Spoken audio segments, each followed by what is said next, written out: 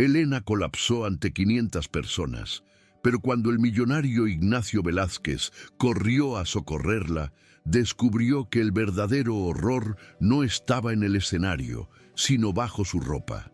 Al ver las marcas en su piel, él juró que quemaría la ciudad entera antes de devolverla a su dueño. Hola mis amigas y amigos, antes de comenzar esta sorprendente historia, dejen en los comentarios desde dónde están viendo y cuéntame cómo va tu día, ¿vale? Y recuerden dar like y suscribirse al canal. El foco de luz cenital caía sobre el escenario del Gran Teatro del Liceo de Barcelona con la intensidad de un sol de mediodía, cegando momentáneamente a Elena Castillo, quien sentía cómo el mundo giraba a una velocidad vertiginosa a su alrededor mientras intentaba mantener el equilibrio sobre la punta de sus zapatillas de satén desgastado. El calor abrasador de los focos no era nada comparado con el incendio que consumía su cuerpo desde dentro. La fiebre de 39 grados había transformado sus músculos en gelatina temblorosa, y cada respiración se sentía como inhalar fragmentos de vidrio molido, pero ella sabía, con esa certeza aterradora que da la desesperación, que detenerse no era una opción viable bajo ninguna circunstancia. «Gira, Elena, gira o te destruirán», se repetía mentalmente como un mantra sádico mientras su cuerpo ejecutaba una pirueta perfecta por pura memoria muscular, ignorando las señales de alarma que su sistema nervioso enviaba frenéticamente al cerebro. La Paz. Audiencia de gala, un mar borroso de smokines de diseño, joyas que costaban más que la vida de sus padres y rostros impasibles. No veía el sudor frío que perlaba su frente, ni la palidez mortal que su gruesa capa de maquillaje escénico apenas lograba ocultar. Solo veían a la estrella principal de la agencia Luminaris, una muñeca de porcelana que existía para su entretenimiento exclusivo. Ajenos a que bajo esa fachada de belleza etérea, Elena estaba calculando cuántos segundos faltaban para que su corazón simplemente dejara de latir por el esfuerzo sobrehumano.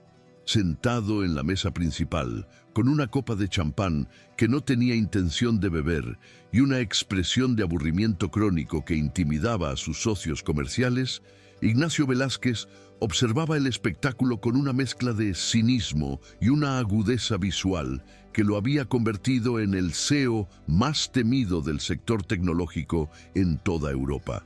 A sus 38 años, Ignacio había aprendido a detectar las grietas en los sistemas perfectos, ya fuera en un código de programación complejo o en la fachada de una empresa a punto de la quiebra. Y lo que veía en el escenario le provocaba una inquietud que no lograba racionalizar del todo. Algo no va bien.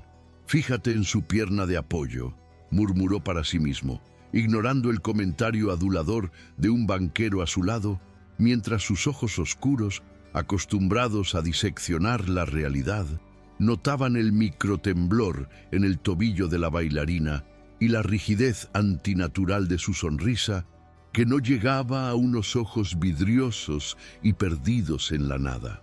No era la tensión habitual de una solista en una noche de estreno. Era la postura de alguien que estaba librando una batalla perdida contra su propia biología, y esa vulnerabilidad tan crudamente expuesta ante una sala llena de depredadores sociales que solo esperaban el error para juzgar, despertó en él un eco doloroso de memorias de hospital y diagnósticos tardíos que creía haber enterrado años atrás bajo capas de éxito financiero y frialdad emocional. La música de la orquesta, una pieza contemporánea llena de disonancias y crescendos violentos, alcanzó su punto culminante exigiendo un gran GT final que desafiara la gravedad. Y Elena, movida por el terror a las multas que Bruno, el dueño de la agencia, le cobraría si arruinaba la función, reunió cada gramo de energía residual que le quedaba en el alma para lanzarse al aire.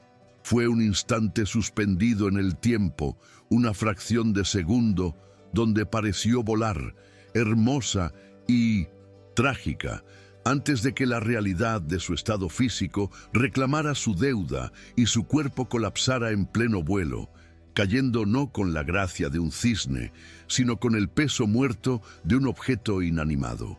El sonido sordo del impacto contra las tablas del escenario cortó la música y el aliento de los 500 asistentes simultáneamente, creando un silencio sepulcral y denso que duró un segundo eterno antes de que los murmullos horrorizados comenzaran a llenar la sala como un enjambre de avispas. Ignacio no esperó a ver la reacción de los demás. Impulsado por un instinto primario que anulaba cualquier protocolo social, saltó de su asiento, derribando la silla, y corrió hacia el escenario con una agilidad que sorprendió a sus propios guardaespaldas, subiendo las escaleras laterales de dos en dos, mientras su mente solo registraba la inmovilidad aterradora de la figura vestida de blanco bajo la luz implacable. Al llegar junto a ella, Ignacio se arrodilló sin importarle que el polvo del escenario manchara los pantalones de su traje italiano hecho a medida, y con manos firmes, pero extrañamente delicadas, giró suavemente el cuerpo de Elena para evaluar su estado, encontrándose con un rostro que parecía una máscara de cera derritiéndose por la fiebre. «Respira, vamos, necesito que respires», le ordenó con voz grave pero baja, buscando el pulso en su cuello mientras notaba la temperatura volcánica de su piel a través de la tela del vestuario, confirmando su sospecha de que aquello no era un simple tropiezo, sino un colapso sistémico. En el movimiento para acomodar su cabeza sobre su brazo, la tela del tirante del vestido de Elena se desplazó ligeramente y el maquillaje corporal, disuelto por el sudor y la fricción contra la inmaculada camisa blanca de Ignacio, reveló algo que hizo que la sangre del empresario se helara en sus venas. Un hematoma antiguo, de bordes amarillentos y centro violáceo, florecía en el hombro de la chica, una marca inconfundible de dedos que habían apretado con fuerza desmedida, un mapa de violencia oculto bajo capas de base y polvos translúcidos. Elena entreabrió los ojos, las pupilas dilatadas y desenfocadas, vagando por el rostro de Ignacio sin reconocerlo, y en un susurro delirante que le partió el alma, suplicó: «Por favor, no le digas a Bruno que me caí. No tengo dinero para pagar el error. No le digas». Desde las sombras de los bastidores, una figura emergió con la prisa de quien intenta limpiar una escena del crimen antes de que llegue la policía. Era Bruno Cortázar, el director de Luminaris, un hombre que vestía trajes caros que nunca lograban disimular su aura de vulgaridad y crueldad.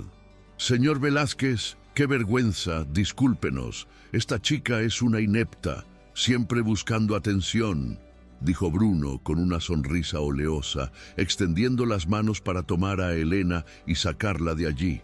Pero sus ojos destellaban con una promesa de castigo que Ignacio captó de inmediato.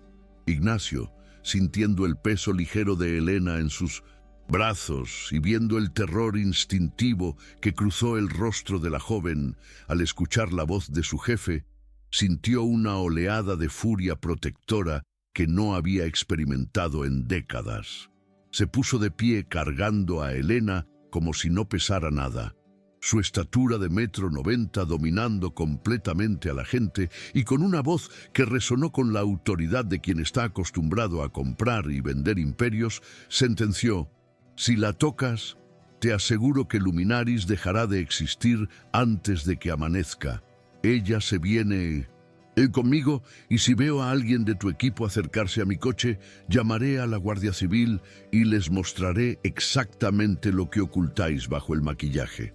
Bruno palideció, dando un paso atrás ante la amenaza directa de uno de los hombres más poderosos del país, mientras Ignacio, ignorando los flashes de los fotógrafos que comenzaban a disparar como buitres, salía del escenario llevando a la bailarina inconsciente hacia una salida de emergencia. El trayecto en el sedán blindado hacia la zona alta De Barcelona fue una borrosidad de luces de ciudad y llamadas telefónicas urgentes. Ignacio ladraba órdenes a su médico privado, exigiendo que preparara la suite de invitados de su mansión en Pedralbes con equipo de monitoreo completo, rechazando la idea de un hospital público donde la prensa podría localizarlos en cuestión de minutos. Elena, recostada en los asientos de cuero color crema, alternaba entre la inconsciencia y momentos de delirio febril donde murmuraba sobre contratos, cláusulas de rescisión y el dolor en sus pies, revelando fragmentos de una vida de explotación que Ignacio empezaba a armar en su mente como un rompecabezas macabro.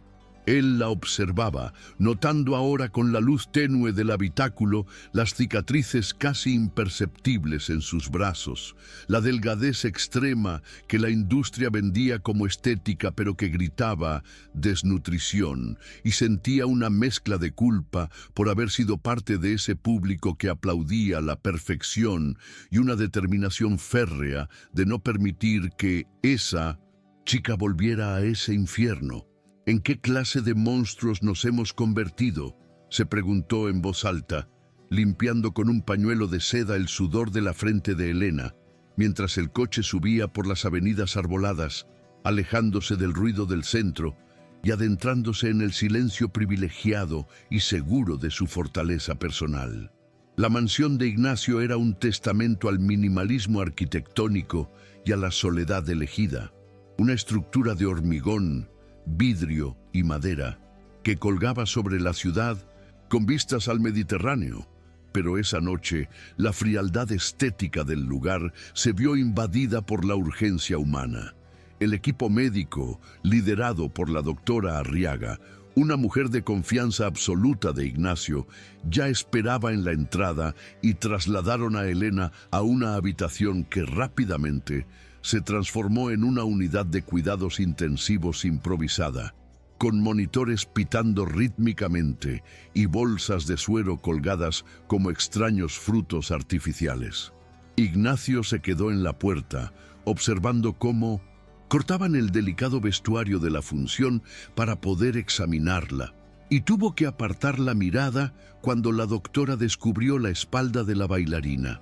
No solo había hematomas recientes, sino una constelación de lesiones mal curadas, costillas que habían sido fisuradas y soldadas sin descanso, y marcas en las muñecas que sugerían una sujeción forzada o un entrenamiento brutal.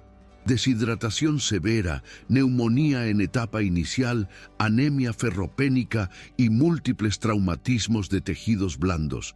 Enumeró la doctora Arriaga con tono profesional, pero con la mandíbula tensa por la indignación. Ignacio, esta chica no ha colapsado por un virus. Su cuerpo simplemente se ha rendido ante el abuso sistemático. Si la devuelves a esa gente, morirá en menos de un mes. Las horas pasaron lentas y pesadas en la mansión, con Ignacio instalado en un sillón de lectura en la esquina de la habitación, incapaz de irse a dormir o de trabajar, sus ojos fijos en el suave ascenso y descenso del pecho de Elena, vigilando que la vida no se le escapara. Mientras la fiebre comenzaba a ceder gracias a los medicamentos intravenosos, él aprovechó para investigar su portátil, iluminando su rostro cansado mientras sus dedos volaban sobre el teclado, accediendo a bases de datos y registros mercantiles. Lo que encontró sobre Luminaris y Bruno Cortázar confirmó sus peores sospechas. Una red de contratos leoninos, demandas laborales silenciadas con acuerdos extrajudiciales y rumores oscuros en foros de la industria sobre bailarinas que terminaban debiendo su vida a la agencia. Ignacio sintió un nudo en el estómago al leer una cláusula estándar de sus contratos que estipulaba multas exorbitantes por daños a la imagen en caso de enfermedad visible. Elena no había bailado por pasión esa noche, había bailado por terror, y esa comprensión transformó la lástima inicial de Ignacio en una estrategia de guerra fría y calculada. «Vas a necesitar mejores abogados, Bruno», susurró a la pantalla, cerrando el portátil con un golpe seco justo cuando un gemido suave provino de la cama, indicando que su invitada involuntaria estaba regresando al mundo de los vivos. Elena despertó con la sensación de estar flotando en una nube, una desconexión total con el dolor punzante que había sido su compañero constante durante los últimos 3 años, y por un momento pensó que había muerto y que aquello era el cielo, hasta que el olor a antiséptico caro y lavanda la trajo de vuelta a la realidad. Abrió los ojos y se encontró en una habitación que era más grande que todo el apartamento que compartía con otras 4 bailarinas, con ventanales de suelo a techo que mostraban el amanecer sobre Barcelona y sábanas de un algodón tan suave que casi dolía al tacto. El pánico la golpeó como un puñetazo en el estómago al intentar incorporarse y notar las vías en su brazo. El recuerdo de la caída, del escenario, de la cara furiosa de Bruno en su imaginación, la hizo jadear buscando aire. «Tranquila, no te muevas, o te harás daño con la vía», dijo una voz profunda desde la penumbra, y Elena giró la cabeza bruscamente para ver a un hombre impecablemente vestido, aunque sin corbata y con la camisa arrugada, que se levantaba de un sillón. «¿Dónde estoy? ¿Qué hora es? Tengo que irme. Bruno me va a matar. Tengo ensayo a las 8, balbuceó ella, intentando arrancar los esparadrapos de su piel, el terror deformando sus facciones finas. Tengo que irme, por favor. No tengo dinero para pagar esto. No sé quién es. Usted, pero no puedo estar aquí. Ignacio se acercó despacio, con las manos en alto en un gesto de pacificación, como quien se aproxima a un animal salvaje herido y acorralado, consciente de que cualquier movimiento brusco podría provocar una huida desesperada. «Estás en mi casa, en Pedralbes. Soy Ignacio Velázquez, la persona que te sacó del teatro», explicó con voz calmada y firme, deteniéndose a una distancia prudente al pie de la cama. «No vas a ir a ningún ensayo, Elena. Tienes una neumonía y tu cuerpo está al límite del fallo orgánico, y en cuanto a Bruno Cortázar, él ya sabe que estás aquí y sabe que si intenta acercarse a ti, mis abogados le harán la vida imposible». Elena se quedó paralizada, procesando la información con dificultad, su mente luchando entre el alivio de estar a salvo y el miedo condicionado de años de manipulación psicológica. ¿Usted le ha amenazado?», preguntó con voz temblorosa, sus ojos grandes y oscuros llenos de incredulidad. «Él es peligroso. Señor Velázquez, usted no entiende. Él tiene mis papeles, tiene la deuda de mi madre. Si no vuelvo, él irá a por ella».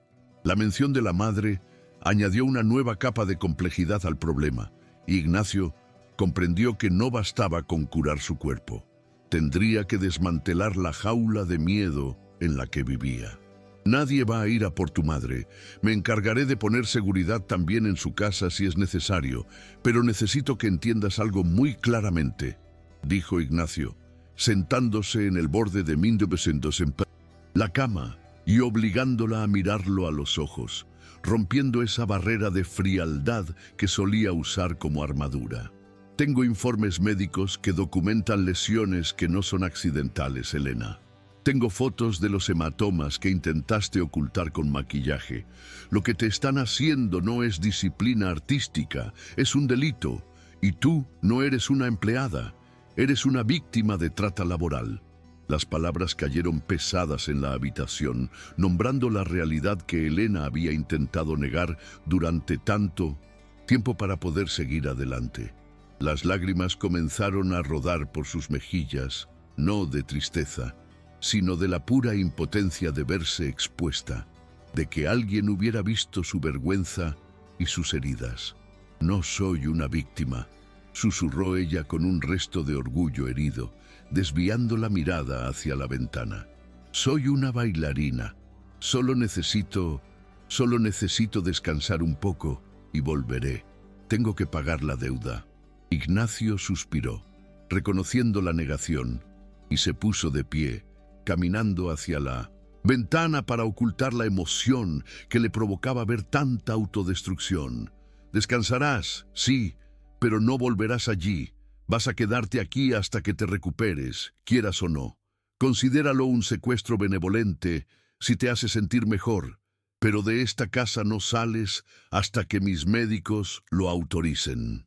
La convivencia forzada comenzó con un silencio tenso que llenaba los pasillos de la mansión. Durante los primeros 3 días, Elena apenas salió de la habitación, comiendo las bandejas de comida nutritiva que el personal le dejaba y mirando por la ventana como una prisionera de lujo.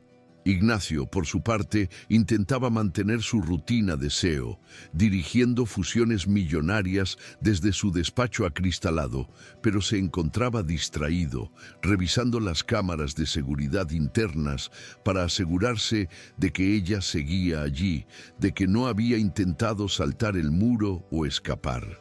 La presencia de Elena en la casa era una anomalía en su vida perfectamente ordenada. Sus libros de danza aparecieron en la mesita de noche. El olor de sus cremas medicinales reemplazó al aroma neutro del ambiente y poco a poco la mansión dejó de parecer un museo para parecerse vagamente a un hogar. Una noche, al pasar por el pasillo, Ignacio la escuchó hablar por teléfono, su voz quebrada y suplicante.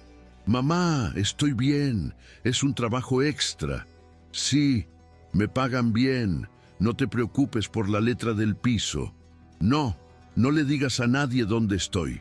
Él se detuvo, apoyando la frente contra la pared fría del pasillo, sintiendo una punzada de admiración por esa chica que mentía para proteger a los suyos, mientras su propio mundo se desmoronaba, y decidió que el dinero, por primera vez en mucho tiempo, serviría para algo más que acumular ceros en una cuenta.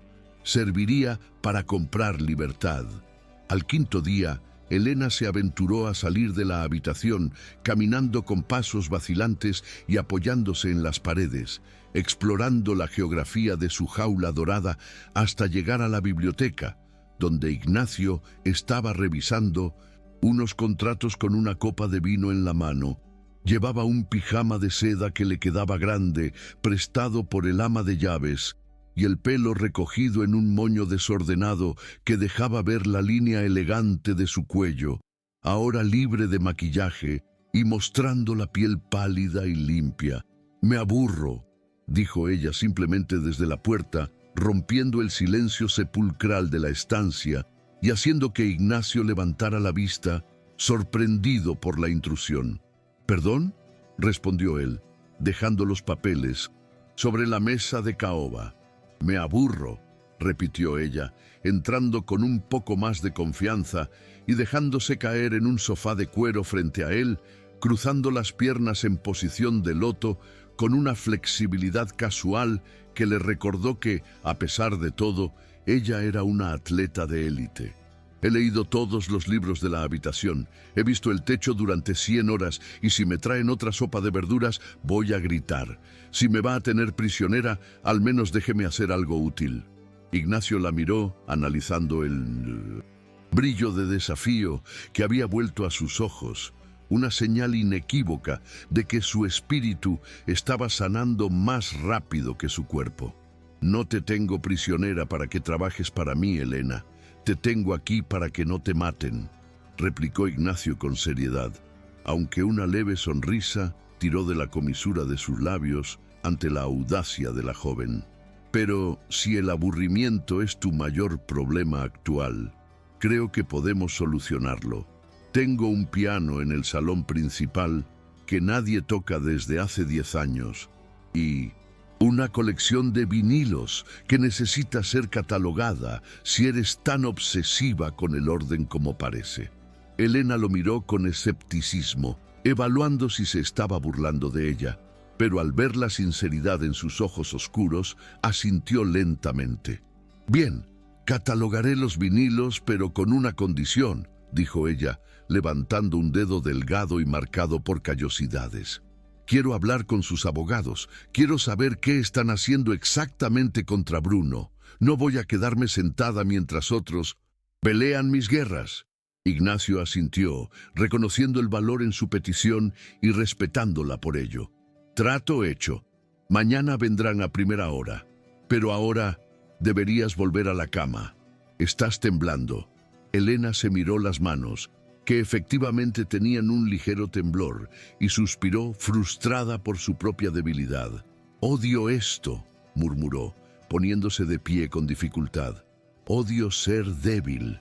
«No eres débil», dijo Ignacio suavemente, casi para sí mismo, mientras la veía alejarse por el pasillo. «Eres la persona más fuerte que he conocido». Esa misma noche, mientras la lluvia golpeaba los cristales blindados de la mansión, creando una atmósfera de aislamiento total del mundo exterior, el teléfono de Elena vibró sobre la mesita de luz, iluminando la oscuridad de la habitación con un brillo azul fantasmal. Ella, que había estado a punto de conciliar el sueño, estiró la mano con el corazón acelerado, temiendo lo que encontraría, ese sexto sentido de las presas alertándola del peligro. Era un mensaje de un número desconocido, pero el contenido hizo que la sangre se le fuera a los pies y que el calor seguro de la mansión se disipara en un instante. El texto era breve, quirúrgico y aterrador. «Bonita casa. Lástima que los muros altos no protejan lo que dejaste fuera. Sé en qué habitación duermes, Elena, y sé a qué hora sale tu madre a comprar el pan». Elena soltó el teléfono como si quemara, llevándose las manos a la boca para ahogar un grito, y corrió hacia la ventana, mirando hacia la oscuridad del jardín y la calle más allá, sintiendo que miles de ojos la observaban desde las sombras. La seguridad de Ignacio, el lujo, los abogados, todo parecía de repente muy frágil frente a la maldad pura de Bruno. En ese momento, Elena supo que la guerra no se ganaría en los tribunales y que su refugio podría convertirse muy pronto en una trampa mortal no solo para ella, sino también para el hombre que intentaba salvarla. La mañana siguiente al mensaje amenazante, amaneció con un cielo gris plomizo sobre Barcelona, una capa de nubes bajas que parecía presionar contra los ventanales de la mansión de Pedralbes, reflejando a la perfección la tormenta interna que Elena trataba de disimular mientras removía su café con leche sin apenas probarlo. Había pasado la noche en vela, sentada en el suelo del baño con la espalda contra la puerta cerrada, temblando cada vez que el viento movía una rama en el jardín, convencida de que los ojos de Bruno y sus secuaces atravesaban los muros de seguridad como si fueran de papel.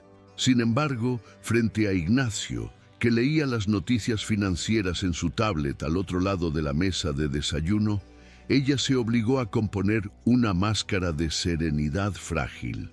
«No tienes buena cara, las ojeras han vuelto», comentó él, sin levantar la vista de la pantalla. Su tono casual, pero cargado de esa observación clínica que no dejaba escapar nada, notando cómo los dedos de ella apretaban la taza de porcelana con tanta fuerza que los nudillos se le ponían blancos. «Solo es el cambio de cama, no estoy acostumbrada a tanto silencio. En mi piso siempre se escuchan las sirenas y los vecinos», mintió Elena con una fluidez que le provocó náuseas, tragándose el terror de la amenaza sobre su madre para no involucrarlo más, convencida de que si Ignacio reaccionaba con agresividad, Bruno cumpliría su promesa de violencia contra su familia. Ella sabía que el poder de Ignacio era financiero y legal, un poder de despachos y firmas, mientras que el poder de Bruno era callejero, sucio y físico. Un choque entre ambos mundos solo dejaría cadáveres en el bando más débil, y ese bando era su familia. Los días se transformaron en semanas, en una rutina extraña y silenciosa, una coreografía doméstica entre dos desconocidos que aprendían a orbitar el uno alrededor del otro sin chocar, derribando lentamente las murallas defensivas que ambos habían construido durante años. La recuperación física de Elena avanzaba gracias a la dieta rigurosa y al descanso. Sus mejillas recuperaban un color saludable y la delgadez extrema empezaba a dar paso a una figura atlética y fibrosa. Pero fue la recuperación emocional la que sorprendió a Ignacio. La encontró una tarde en la biblioteca, no catalogando los vinilos como habían acordado, sino bailando suavemente, apenas marcando los pasos con los pies descalzos sobre la alfombra persa, moviéndose al ritmo de una sonata de piano que llenaba la habitación. Él se quedó petrificado en el umbral, observando cómo ella cerraba los ojos y dejaba que la música moviera sus brazos en arcos perfectos y dolorosos, una expresión de libertad y anhelo en su rostro que hizo que algo se rompiera dentro del pecho del empresario, una grieta en su armadura de hielo, por donde empezó a colarse un sentimiento cálido y desconocido. «Te mueves como si el suelo te quemara», dijo él suavemente para no asustarla, y cuando ella se giró, sobresaltada y avergonzada, él no vio a la víctima que había rescatado, sino a una artista a la que le habían cortado las alas y que estaba aprendiendo a volar de nuevo dentro de una jaula, aunque fuera una de oro. «No puedo evitarlo. Mi cuerpo me lo pide. Es como respirar. Si no me muevo, siento que me asfixio», confesó ella bajando la mirada, esperando la reprimenda médica, pero solo encontró en los ojos de Ignacio una admiración profunda y silenciosa que la hizo sonrojar más que cualquier fiebre. Fue esa misma semana cuando Ignacio decidió dar el paso que cambiaría la dinámica entre ellos para siempre. Una decisión impulsada no por la lógica empresarial, sino por el deseo visceral de verla sonreír de verdad, sin la sombra del miedo oscureciendo su mirada. Aprovechando una visita de Elena al hospital para un chequeo de control, Ignacio movilizó a un equipo de contratistas de confianza para transformar una de las salas de juegos en desuso del ala oeste de la mansión. Trabajaron contrarreloj durante 48 horas, instalando espejos de pared a pared, barras de ballet de madera de fresno y, lo más importante, un suelo técnico flotante, diseñado específicamente para absorber impactos y proteger articulaciones lesionadas. Cuando Elena regresó, cansada y harta de los médicos, Ignacio la guió sin decir palabra hasta las puertas dobles de la nueva habitación. Al abrirlas, el olor a madera nueva y barniz la golpeó antes que la visión del espacio, un santuario bañado por la luz dorada del atardecer que entraba por los ventanales. Ella se llevó las manos a la boca, los ojos llenándose de lágrimas instantáneas al entender lo que él había hecho, no solo gastando dinero, sino prestando atención a sus necesidades más profundas. ¿Por qué hace esto? Es demasiado. Yo no puedo pagarle esto. Nunca podré, balbuceó, abrumada por la magnitud del gesto. Ignacio se apoyó en el marco de la puerta, metiendo las manos en los bolsillos para ocultar que le temblaban ligeramente por la ansiedad de su reacción. No es un préstamo, Elena. Es una inversión en talento. Además, prefiero que bailes aquí, donde es seguro, a que intentes hacer piruetas en la alfombra de la biblioteca y te rompas un tobillo con la mesa de centro. Considéralo parte de tu terapia. La primera vez que Elena pisó ese suelo, sintió una conexión eléctrica con la tierra que no había sentido en años, una seguridad bajo sus pies que le permitió, por primera vez, cerrar los ojos y dejarse llevar sin el miedo constante al dolor o al fallo. Ignacio se quedó observándola desde una esquina, sentado en un taburete bajo, hipnotizado por la transformación de la chica. Ya no era la joven frágil del hospital, era una fuerza de la naturaleza, un torbellino de emociones contenidas que se liberaban en cada extensión, en cada salto controlado.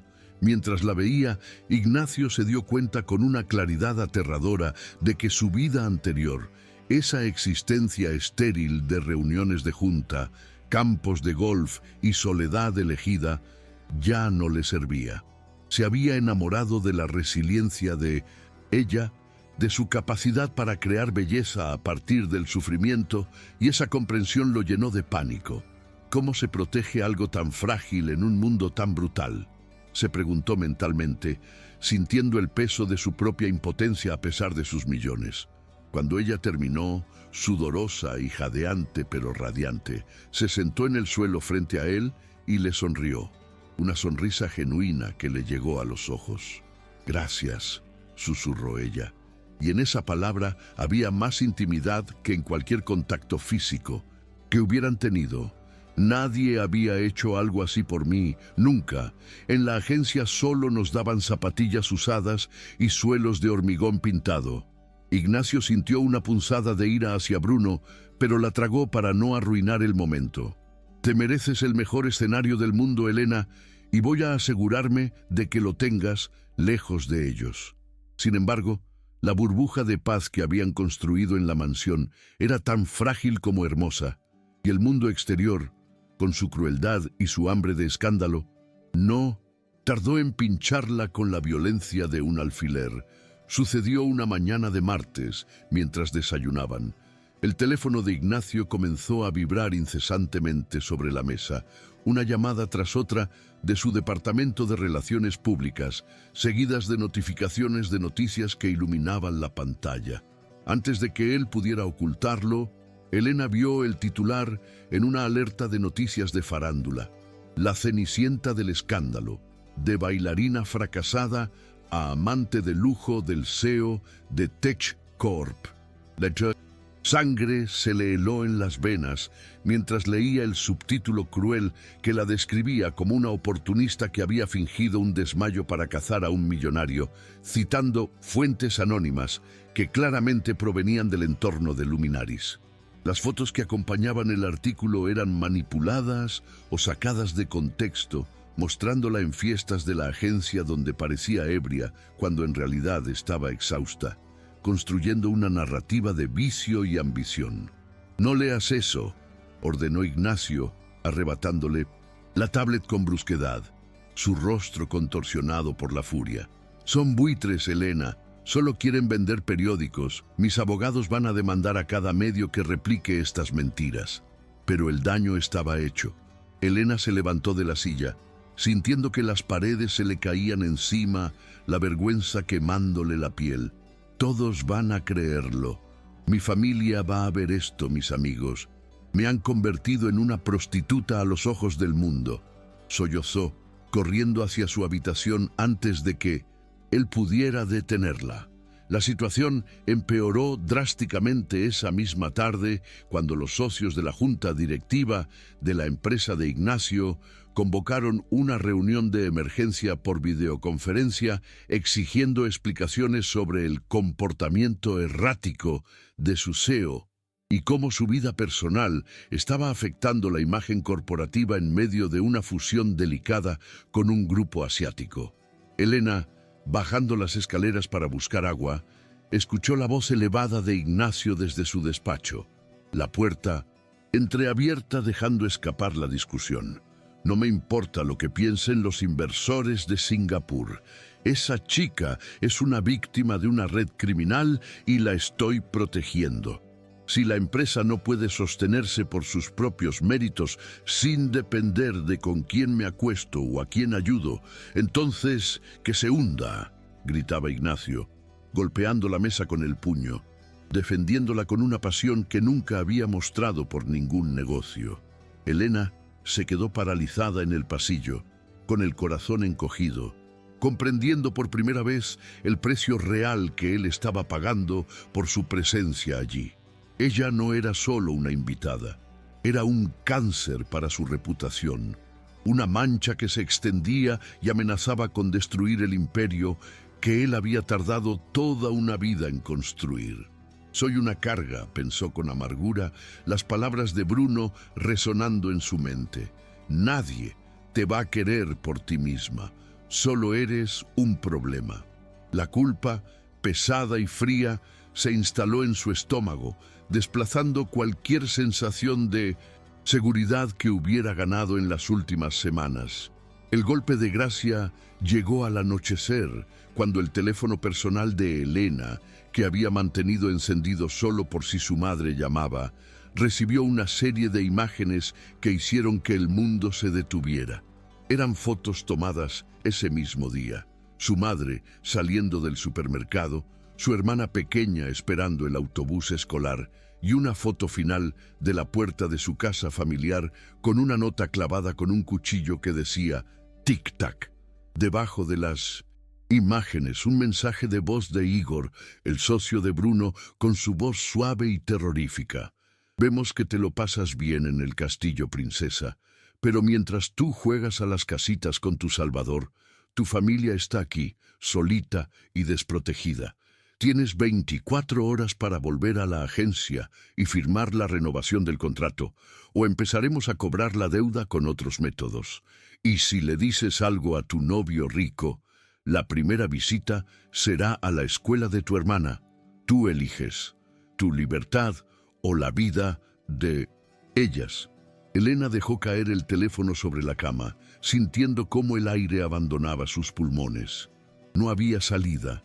Si se quedaba, destruía a Ignacio. Si pedía ayuda, mataban a su familia. La lógica del miedo se impuso con una claridad cristalina. Tenía que desaparecer, tenía que volver al infierno para salvar a los que amaba y tenía que hacerlo sola para que Ignacio no intentara seguirla y ponerse en la línea de fuego. Aquella noche fue la más larga de su vida. Esperó a que la casa se sumiera en el silencio, escuchando los pasos de Ignacio retirándose a su dormitorio al final del pasillo, imaginando su rostro cansado pero tranquilo, ajeno a la traición que ella estaba a punto de cometer por amor. Elena escribió una carta breve, manchando el papel con lágrimas que no podía contener, sabiendo que las palabras serían insuficientes para explicar por qué elegía volver al dolor. Ignacio, gracias por enseñarme lo que es vivir sin miedo. Aunque fuera solo por unos días, no puedo dejar que pierdas todo por mí. No me busques, por favor. Pertenezco a ese mundo y tú perteneces a la luz. Olvídame. Dejó la nota sobre la almohada intacta. Se quitó la ropa cómoda que él le había comprado y se puso sus viejos jeans y la sudadera con la que había llegado, sintiendo cómo la tela áspera le recordaba quién era realmente. Con el sigilo que había aprendido para no despertar a sus compañeras de piso tras los ensayos tardíos, desactivó la alarma de la ventana de la cocina. Había memorizado el código viendo al personal y se deslizó hacia la oscuridad del jardín, esquivando las cámaras de seguridad cuyo patrón de movimiento ya conocía. El aire frío de la noche le golpeó la cara, trayendo el olor a libertad y a muerte. Al saltar la valla perimetral y aterrizar en la calle desierta, miró una última vez hacia la ventana del dormitorio de Ignacio, susurrando un «te quiero» que se perdió en el viento y comenzó a caminar hacia la ciudad, entregándose de nuevo al monstruo para salvar al príncipe.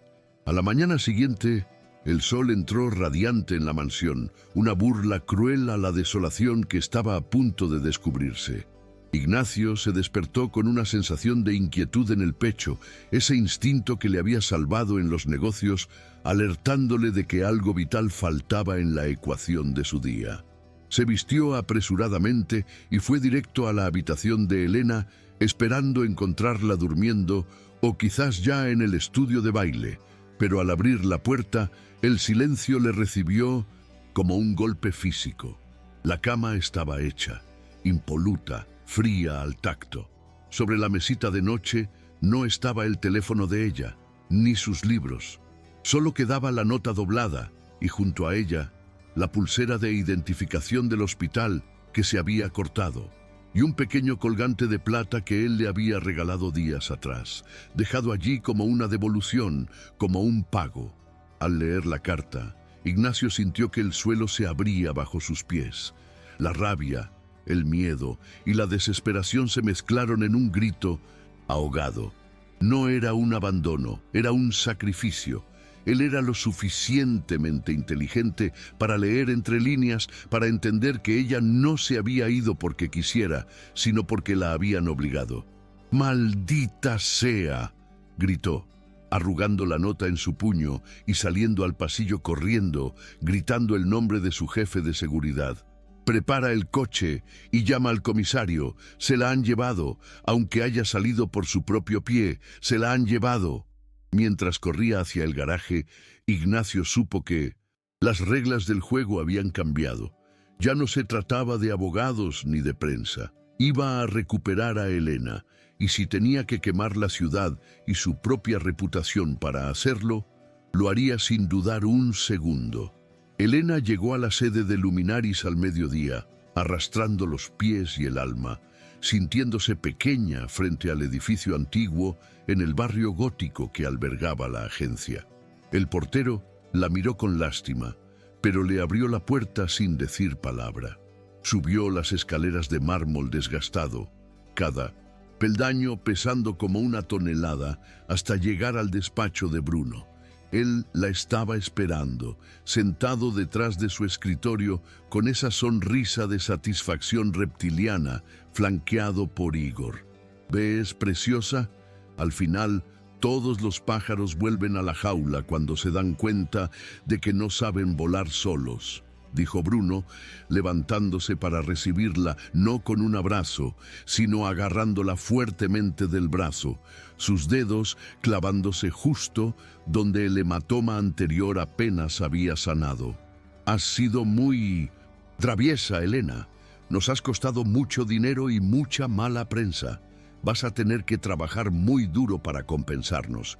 Y esta vez no habrá escapatoria. Te vamos a llevar a un lugar donde los millonarios no van a buscarte». Elena no luchó.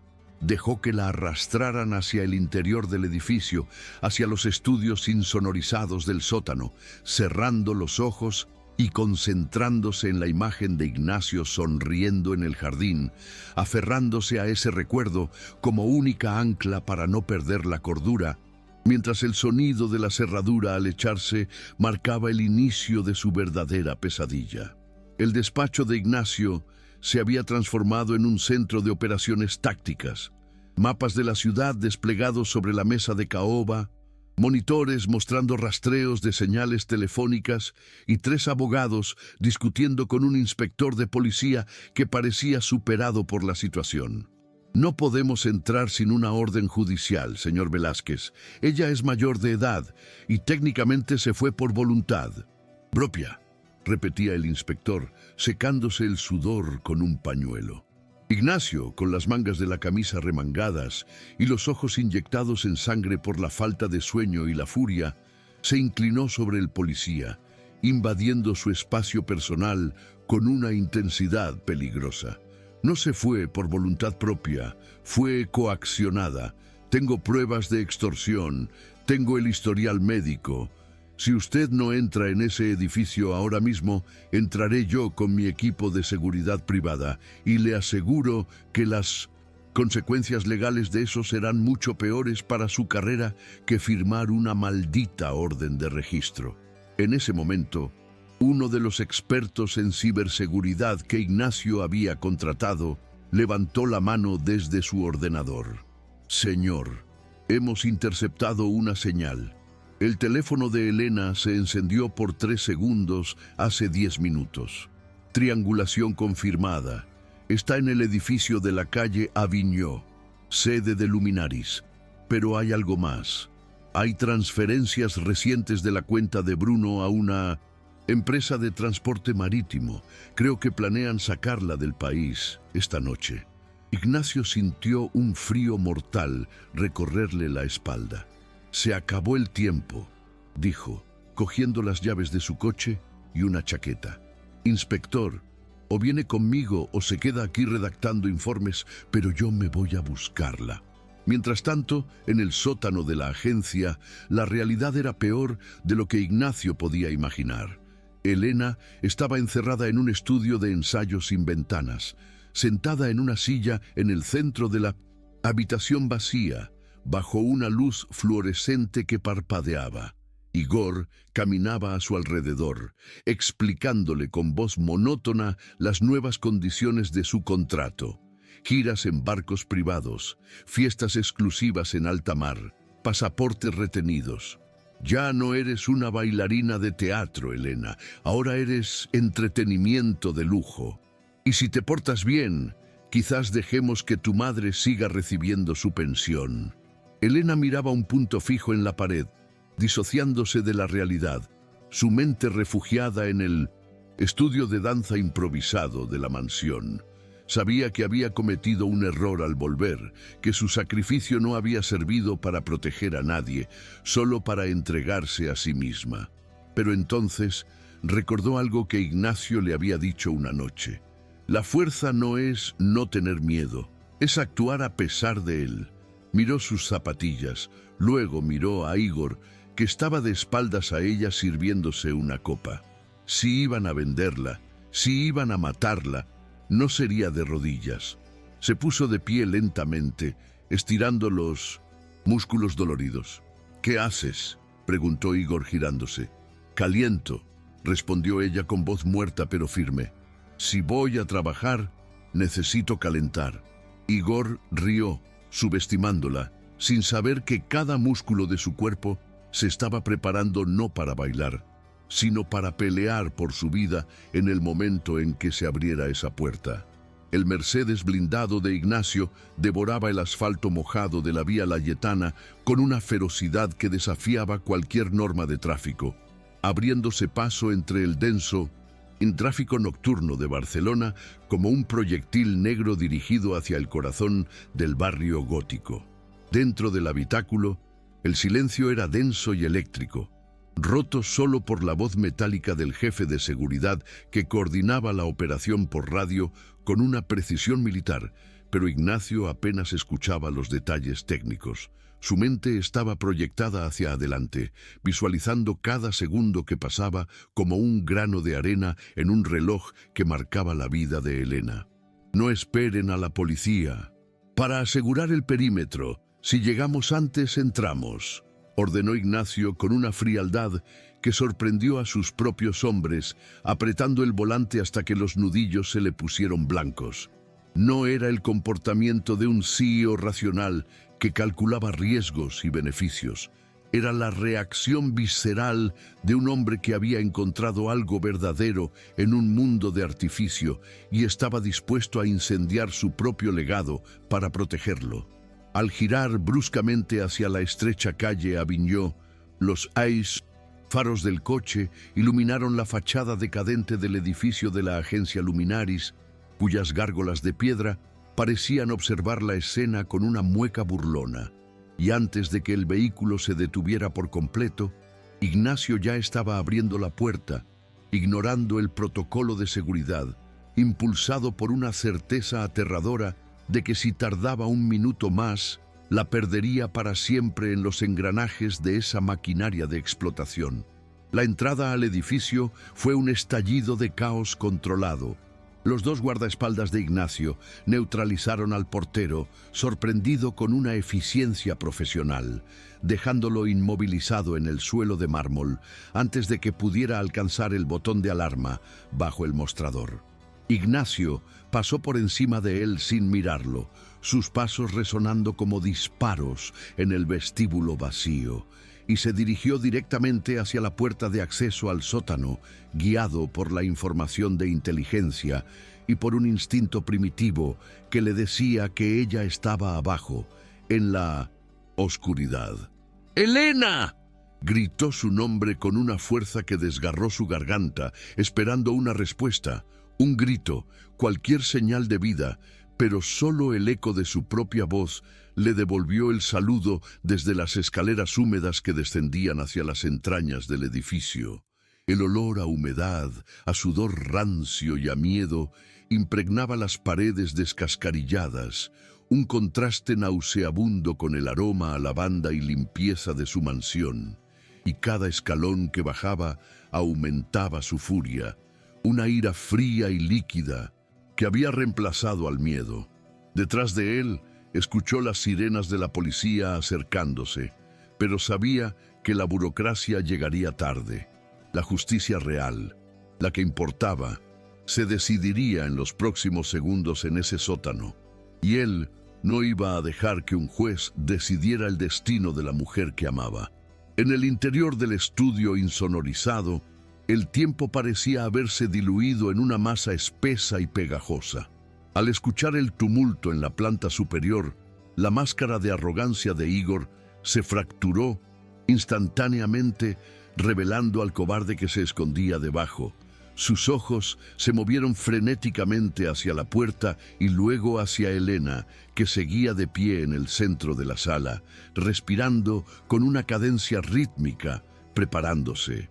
«Parece que tu príncipe azul ha venido a jugar, pero no se va a llevar nada», siseó Igor, sacando una navaja del bolsillo trasero de su pantalón. El brillo del metal bajo la luz fluorescente actuando como un detonante en la mente de Elena. En lugar de retroceder, ella avanzó un paso, casi imperceptible, cambiando su peso hacia la pierna izquierda, recordando cada corrección postural, cada gramo de fuerza que había recuperado en el suelo flotante de la mansión de Ignacio. Cuando la puerta del estudio se abrió de golpe por una patada brutal desde el exterior, astillando la madera alrededor de la cerradura, Igor se abalanzó sobre ella para usarla como escudo humano, buscando su cuello con el brazo armado. Pero Elena ya no estaba allí, o al menos no donde él esperaba. Con la velocidad explosiva de un gran GT, ella bajó su centro de gravedad y lanzó una patada lateral alta, un movimiento técnico perfecto dirigido no a una pelota imaginaria, sino a la muñeca de su agresor.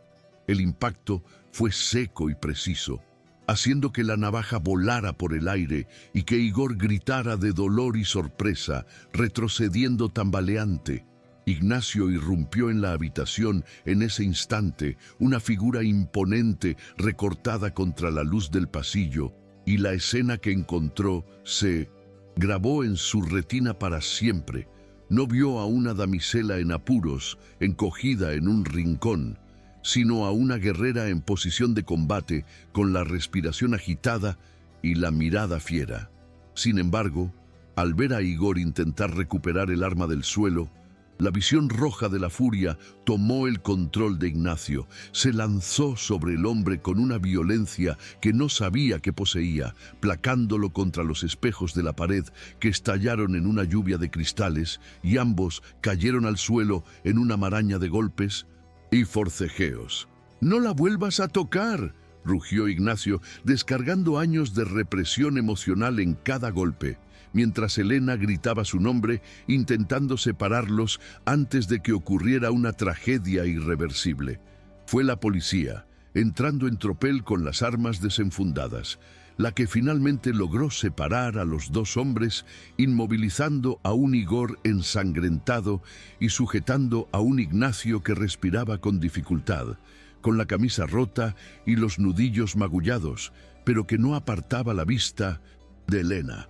Cuando el caos se asentó y los agentes aseguraron la sala, Ignacio se soltó del agarre del oficial y caminó hacia ella, ignorando las advertencias, hasta que estuvieron a 1 centímetro de distancia. Ella estaba temblando, la adrenalina abandonando su cuerpo y dejando paso al shock, y él, con las manos llenas de cortes y temblores, acunó su rostro como si fuera lo más precioso y frágil del universo. «¿Por qué? ¿Por qué viniste? Te dije que me olvidaras», sollozó ella, colapsando contra su pecho. «Porque sin ti el mundo es solo ruido», susurró él en su pelo, abrazándola con una fuerza desesperada. «Y porque nunca voy a dejar que bailes sola en la oscuridad otra vez». Las semanas siguientes fueron un torbellino mediático y legal que sacudió los cimientos de la alta sociedad barcelonesa. La detención de Bruno Cortázar cuando intentaba huir por el aeropuerto del Prat con una maleta llena de efectivo, sumada a los testimonios de Elena y otras bailarinas que se atrevieron a hablar, Tras el rescate, destapó una red de explotación laboral y abuso que ocupó las portadas de todos los periódicos. Pero esta vez, gracias al equipo de relaciones públicas de Ignacio y a la innegable verdad de los hechos, la narrativa cambió radicalmente. Elena dejó de ser la oportunista para convertirse en el rostro de la supervivencia y la dignidad. Ignacio, por su parte, enfrentó a su junta directiva con una calma glacial, poniendo su cargo a disposición si no apoyaban su cruzada ética. Para su sorpresa, y quizás por el miedo a la opinión pública, los inversores retrocedieron, y la fusión se llevó a cabo bajo nuevas cláusulas de responsabilidad social que él mismo redactó. Sin embargo, lo más difícil no fue la batalla legal, sino la reconstrucción de la confianza en la intimidad de la mansión. Elena tuvo que aprender a perdonarse a sí misma por haber huido, por haber creído que su sacrificio era la única opción. Y Ignacio tuvo que aprender a dejar de ser el salvador para convertirse en el compañero, entendiendo que ella necesitaba sanar a su propio ritmo, sin presiones ni deudas. Las tardes en el estudio de baile volvieron, pero ahora con una cualidad diferente. Ya no eran un refugio secreto, eran un laboratorio donde ella reconstruía su arte, transformando el trauma en movimiento, preparándose para enfrentar al mundo no como víctima, sino como artista. El regreso de Elena a los escenarios, 3 meses después, no fue en un teatro oscuro y marginal, sino en la gala benéfica más importante del año en el Palacio de la Música Catalana, un evento organizado para recaudar fondos para una nueva fundación de apoyo a artistas en situación precaria. La expectación era máxima. Todo Barcelona estaba allí, murmurando y estirando el cuello, esperando ver si la novia del millonario realmente tenía talento o si todo era un capricho financiado. Cuando las luces se apagaron y Elena apareció en el centro del escenario, vestida con una túnica sencilla de color gris perla, sin joyas ni artificios, se hizo un silencio absoluto. La música comenzó, una pieza minimalista de violonchelo, y ella empezó a moverse. No fue una danza clásica de cisnes y hadas, fue una narración visceral de caída y ascenso, de dolor y liberación. Cada contracción de su torso, cada extensión de sus extremidades, contaba la historia de lo que había vivido, sin filtros, con una honestidad brutal que incomodaba y fascinaba a la vez. Ignacio, sentado en la primera fila, no podía respirar. Veía en cada movimiento las noches de fiebre, las cicatrices, el miedo y, finalmente, la victoria. Al terminar la pieza, con Elena de pie, mirando al público con la barbilla alta y el pecho agitado, hubo un segundo de incredulidad antes de que el teatro estallara en una ovación que hizo temblar las vidrieras modernistas. Fue entonces cuando ocurrió el gesto que definiría su relación a los ojos del mundo para siempre. Mientras los aplausos atronaban, Ignacio se levantó de su asiento y subió las escaleras laterales hacia el escenario. El murmullo del público se detuvo, esperando un discurso, una justificación, quizás un anuncio de compromiso. Pero Ignacio no tomó el micrófono. Caminó hasta el centro del escenario, llevando un ramo simple de flores silvestres, nada de rosas importadas ni lazos ostentosos, y se detuvo frente a Elena. La miró a los ojos, dejándole ver todo el amor y el orgullo que sentía. Y luego, ante la mirada atónita de la élite social que tanto la había juzgado, él, el intocable, CEO, el hombre de hierro, se inclinó profundamente ante ella. No fue una reverencia protocolaria, fue un acto de sumisión absoluta a su arte, un reconocimiento público de que su fuerza financiera no era nada comparada con la fuerza del espíritu de ella. Besó su mano con delicadeza, manteniéndose inclinado un segundo más de lo necesario, dejando claro que en ese escenario y en la vida Ella era la reina y él, simplemente, su admirador más devoto.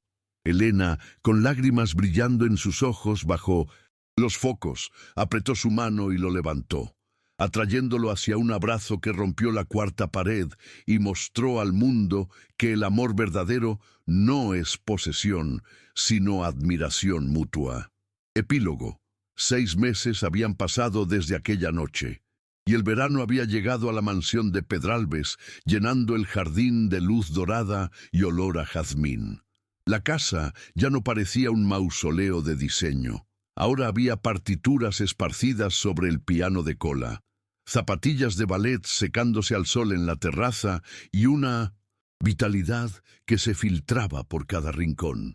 En el salón principal, con las puertas abiertas hacia la piscina, sonaba un vals clásico, algo de Strauss que contrastaba con la modernidad del mobiliario. ¡Ay, Ignacio! ¡Mis pies!, exclamó Elena entre risas, intentando guiar a su pareja, que se movía con la rigidez de quien está acostumbrado a calcular riesgos y no a sentir el ritmo.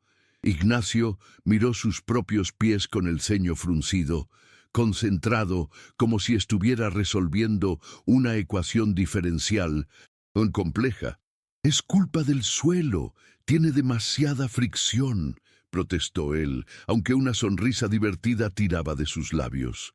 Elena negó con la cabeza, su risa resonando clara y libre, un sonido que había tardado años en recuperar. «No es el suelo, señor CEO, es que intentas liderar con la cabeza y tienes que liderar con el corazón. Relájate». Ella puso una mano en su pecho, justo sobre el corazón, y la otra en su hombro, corrigiendo su postura con la autoridad de una maestra. «Cierra los ojos», le ordenó suavemente. «¿Confías en mí?» Ignacio cerró los ojos, sintiendo el calor de la mano de ella, el olor a su perfume, la presencia sólida y real de la mujer que había puesto su mundo patas arriba. Pensó en los informes trimestrales que tenía pendientes, en las llamadas que no había contestado, y se dio cuenta de que nada de eso importaba en absoluto comparado con ese momento.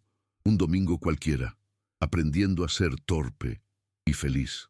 «Con mi vida», respondió él con total sinceridad.